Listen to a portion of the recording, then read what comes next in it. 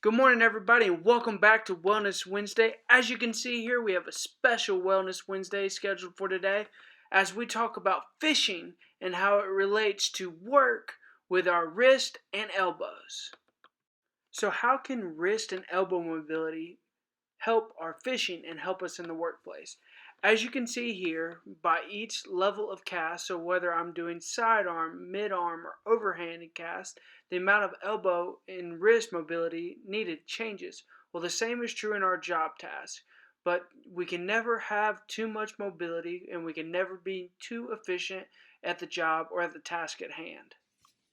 So let's talk about warming up. Before we go fish, before we go work on the job, we need to have a warm up. So one of the coolest, best warm ups that I can think of that we can do for our wrist and elbow is simple. Just spin it out, start spinning at your wrist, go in, and then go out.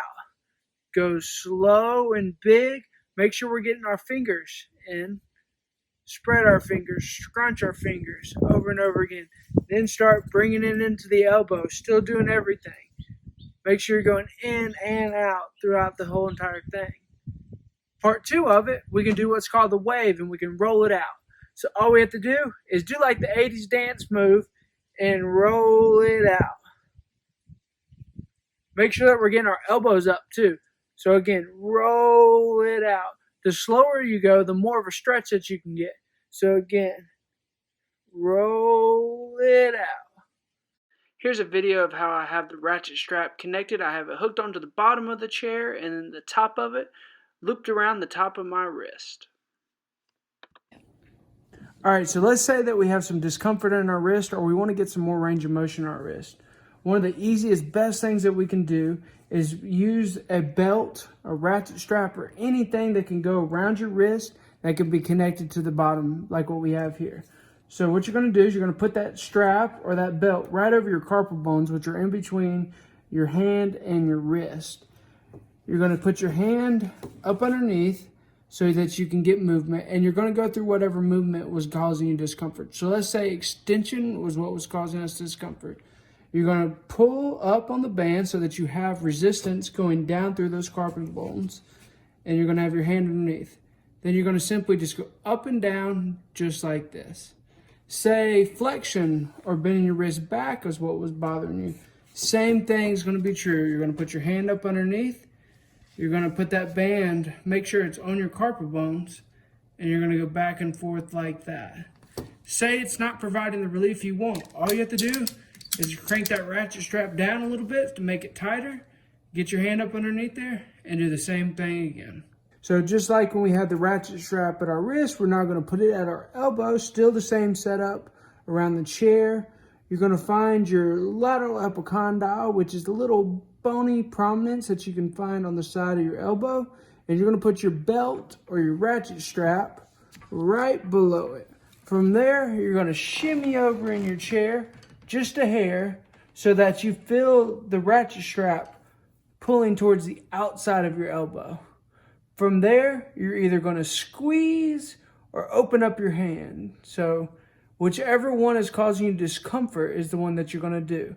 And how are you going to know if you're doing it right? So you'll know if you're doing it right if it doesn't hurt. So none of these should hurt the whole entire time. So what if it's still hurting when I squeeze and I don't think I'm doing it right? One of the things that you can do is scoot further in the chair so the band is pulling harder, going towards the outside of your arm or going towards that lateral outside side, and do the same thing. That should provide a better relief. All right, so let's say I'm at work or let's say I'm at home and I don't have my ratchet strap. I can't find it. I don't have one. Can I still relieve my discomfort or get more range of motion? The answer is yes.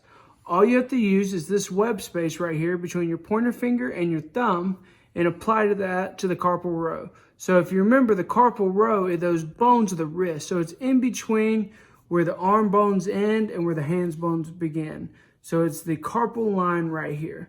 All you're going to do is take that web space and push those bones over. You notice when I push, my hand goes this way. So I'm going to push first. That's important. So push first and then go into whatever motion you want to get more range of motion of or relieve your discomfort. So I'm going to push in And let's just say it's extension. I'm going to bend my wrist back, bend my wrist back, bend my wrist back. Again, the same thing will be true for flexion. I'm going to push in first because that's most important. And then I'm going to bend my wrist down, bend my wrist down. Say that's not giving you the range of motion that you want, or say it's not giving you the relief of discomfort that you want.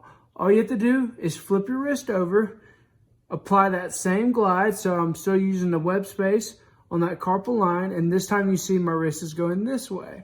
So when I apply that glide, you see my wrist turn, and then I'm going to either go into flexion or extension based upon which one I wanted to work on. Let's say I'm at home or I'm at work and my elbow's bothering me, or I want to get more range of motion on my elbow and I don't have a ratchet strap or some kind of belt. Can I still make my elbow feel better or get my elbow to get more range of motion? The answer is absolutely yes. All you need is a doorway or a wall, just like I have here. So what you're going to do is you're going to find the spot right above your elbow joint. So right there, you're going to put it up against the wall. From there, you're going to find your web space, which is in between your thumb and your pointer finger. You're going to put it right below your medial epicondyle. So that is this little bony prominence on the side of your elbow. So just, if you don't know where that is, go down a little bit from where your elbow bends and put that web space there. From there, you're going to push first and you're going to squeeze if this motion is bothering you, or you're going to push first and bend your elbow down or your wrist down, just like that. Say that's not providing you relief. You need to change your angle. So what does that mean? So if I'm pushing directly that way, so if I'm pushing like that, maybe I need to push a little bit more upward, so up more that way, or maybe I need to push a little bit more downwards. Maybe what I'm doing is I'm not pushing hard enough. So your pressure and your angle of pressure is what matters when you do this. What you're going to do, you're going to push first, you're going to squeeze with your hand and bend your wrist back and hold it for a second. And then you're going to do it again and again. Say it's bending back is what's bothering me. You're going to push first and extend and open up your hand and bend your wrist back as far as you can.